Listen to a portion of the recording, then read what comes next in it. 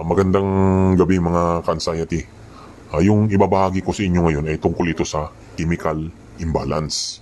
Pero bago ang lahat, sa mga nagtitik ng antidepressant at saka nagpapapsychiatrist, hindi ko sinasabi dito na itigil nyo na yung pag-inom nyo ng antidepressant at itigil nyo na rin yung pagpapakonsulta nyo sa psychiatrist. Hindi ko po sinasabi yan kasi yan personal choice yan. Kung ano yung gusto nyo, kung ano yung magpapagaan sa loob nyo, igawin nyo lang. Kasi nga personal choice yan.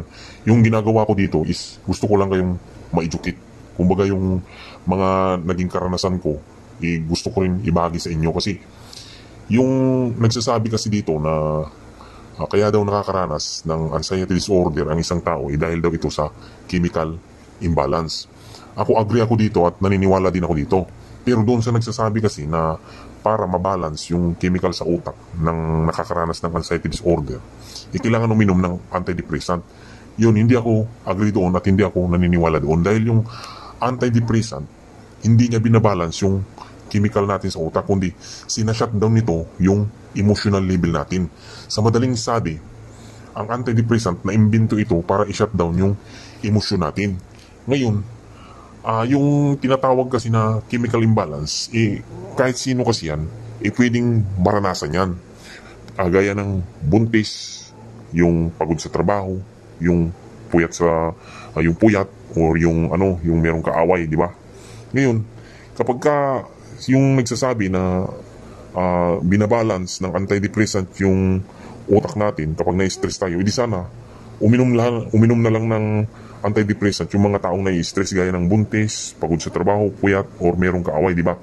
Pero yun, hindi po pwede. Kasi nga, hindi naman niya talaga ito,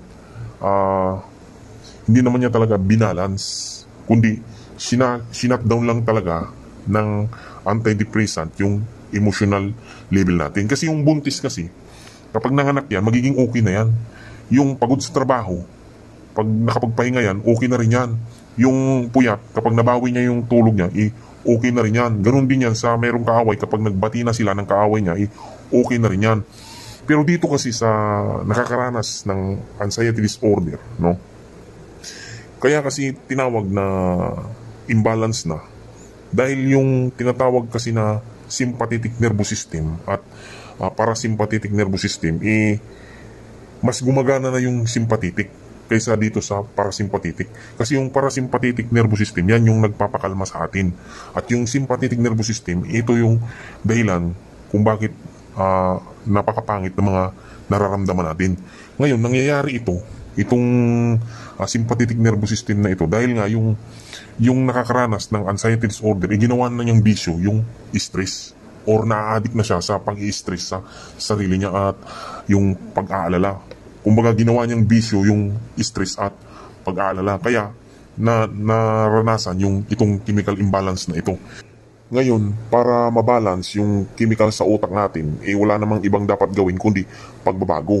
Yung antidepressant kasi, kapag nag-take tayo nito, tapos sinutdown nito yung emotional level natin, yun na yung pagkakataon natin na baguhin natin yung sarili natin. Babaguhin natin yung sarili natin dahil yun yung tama. Yun yung magbabalance sa chemical sa utak natin, yung pagbabago, hindi yung antidepressant. Dahil yung antidepressant ay support lang ito. Dahil kung binabalance ng antidepressant yung chemical sa utak natin, hindi sana wala nang nagdudusa o wala nang nakakaranas ng anxiety disorder sa buong mundo dahil binalance na ng antidepressant yung chemical sa utak natin. Kaso wala naman, di ba? Kasi nga hindi naman talaga niya binabalance yung chemical sa utak natin, kundi sinashutdown niya lang talaga yung emotional level natin. Yun yung katotohanan.